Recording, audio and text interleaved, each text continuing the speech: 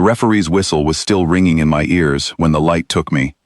I was standing on the sideline, screaming that the offside call was wrong, my studs digging into the grass, when the world turned white and silent. 1 second I was arguing with a man in a black jersey. The next second, the grass was gone. The noise was gone. Even my own shouting was gone, swallowed by a light so bright it had no color at all. Then the light let go of me, and I fell onto cold stone. I opened my eyes and saw a sky that should not exist. It was purple, with 2 suns instead of 1, and rings stretched across it like someone had drawn a bridge in the clouds. I was standing in the middle of a huge circle of stone, like a stadium, except the seats were filled with creatures I had only seen in nightmares or video games. There was something with 8 arms, each one holding a different weapon, standing as still as a statue. There was a being made entirely of glowing crystal, humming a low note that I could feel in my teeth.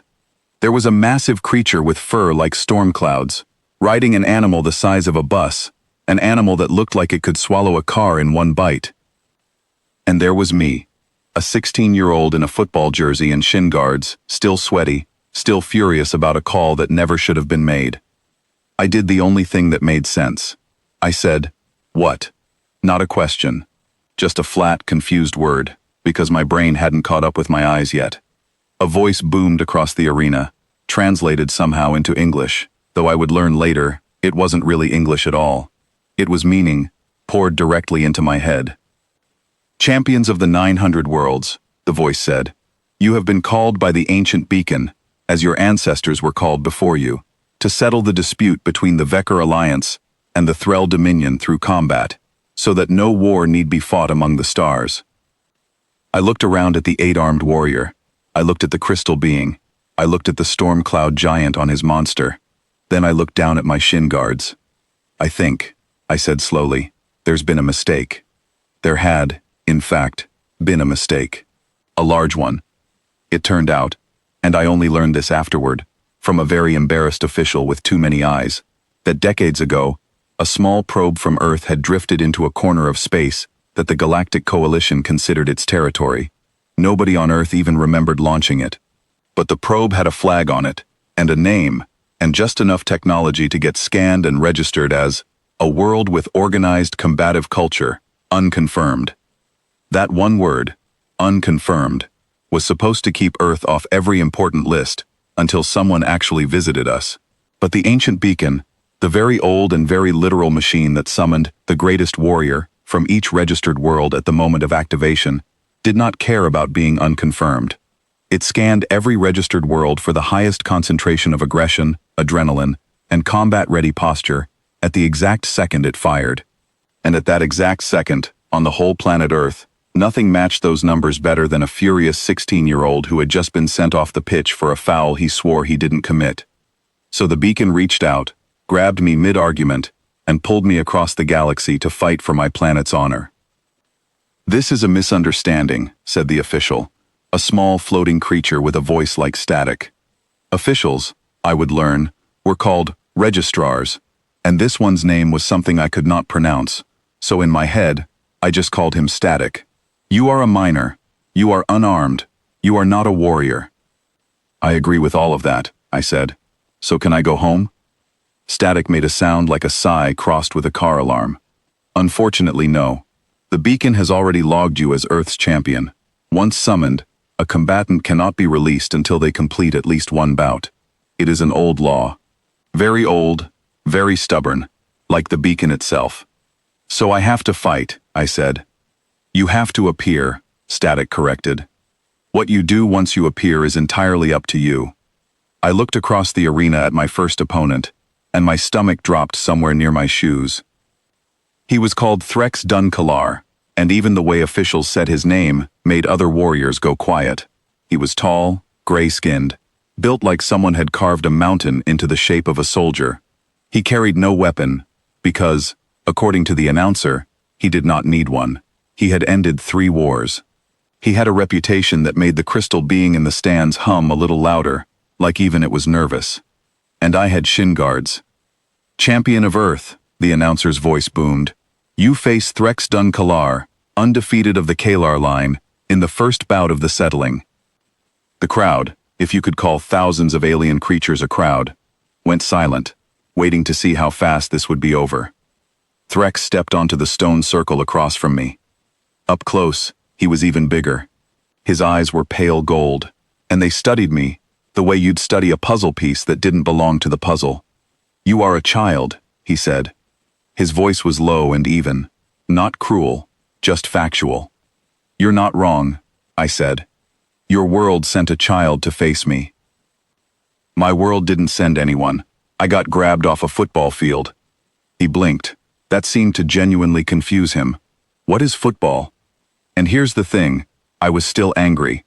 Not at him, at the referee, at the call, at getting benched for something I didn't do. That anger hadn't gone anywhere. It had just been put on pause by the shock of ending up on an alien planet. So instead of being afraid of Threx Dun Kalar, undefeated of the Kalar line, I found myself just talking to him. The way you talk to anyone when you're too annoyed to filter yourself. "It's a game," I said. "You kick a ball into a goal. I got sent off for a foul I didn't commit, and then the ref wouldn't even look at the replay, and then I got kidnapped by a magic light. Today has been a lot." Threx did not attack. He tilted his head instead. "You do not wish to fight me." "I really don't. All who stand here wish to fight. That is why they were chosen."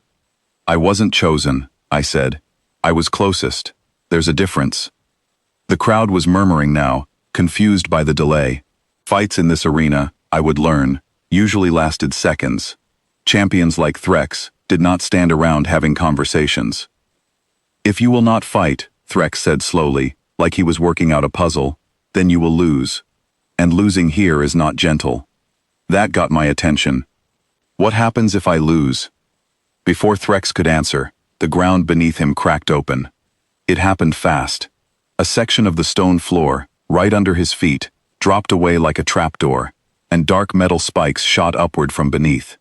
Threx moved on instinct, twisting his huge frame aside, but one of the spikes caught his leg, and he went down hard, gripping the wound. I didn't think. I grabbed him by the arm. His arm was bigger around than my whole body, and hauled with everything I had, pulling him away from the hole as more spikes rose out of it like teeth. We landed in a heap a few feet away, both breathing hard. "That," I said, "was not a fair fight." Threx stared at me, gold eyes wide. "You saved me. You were about to become a shish kebab." "Yeah, I saved you. I am your opponent. You're also a person having a very bad day, same as me. Sue me for having manners." The crowd had gone completely silent now. Even the announcer seemed to be struggling for words. On the far side of the arena, Static the registrar was floating frantically, looking between me, Threx, and the broken section of floor, doing math I couldn't follow. "The floor does not do that," Static finally said, mostly to himself. "The floor has never done that." "Well, it did it today," I said, standing up and offering Threx a hand, which he did not need but took anyway, like he wasn't sure what else to do with the gesture. So maybe someone should ask why. That question turned out to matter a lot. It took the registrars a while to admit it, but eventually, with enough witnesses and enough recordings, the truth came out.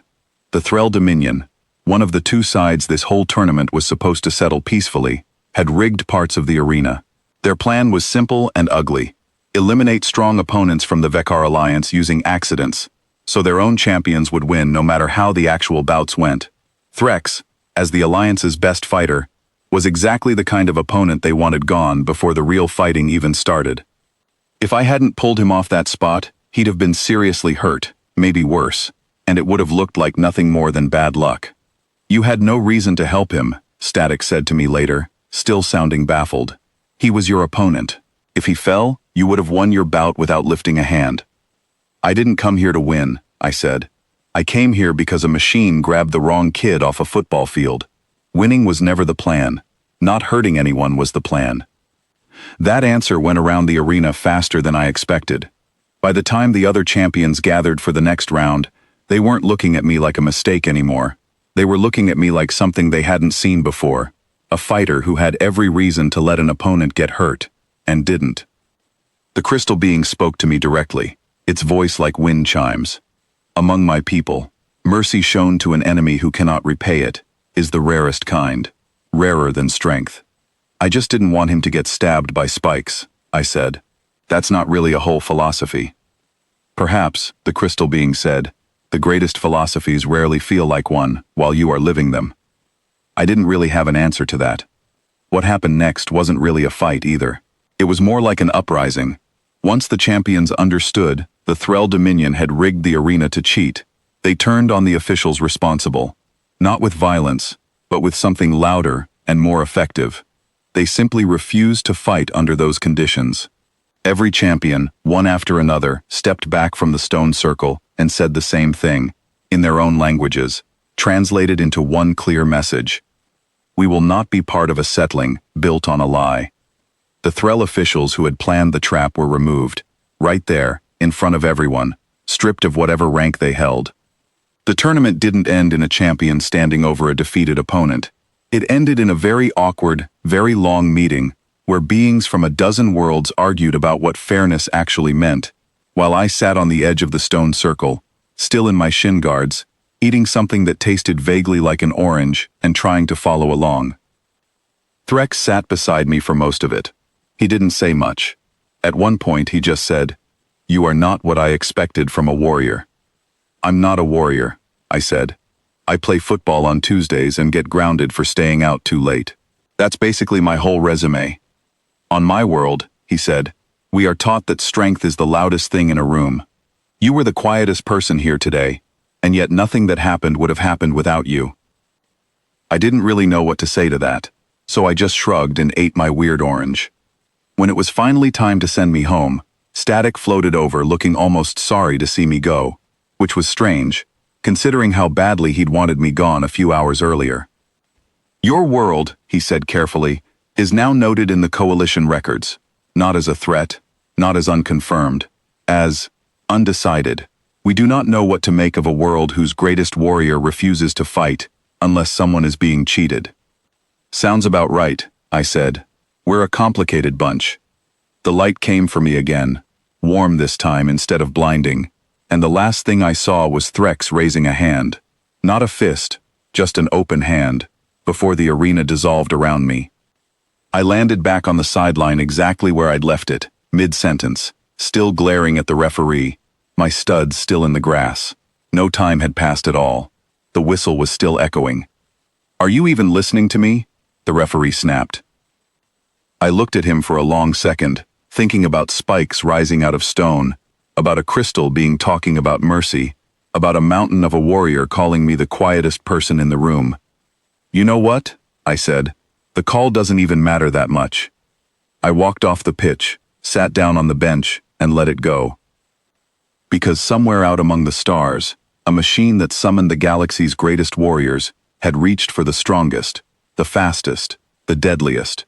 And instead, it had gotten an angry teenager who just wanted things to be fair. And somehow, that had been exactly enough.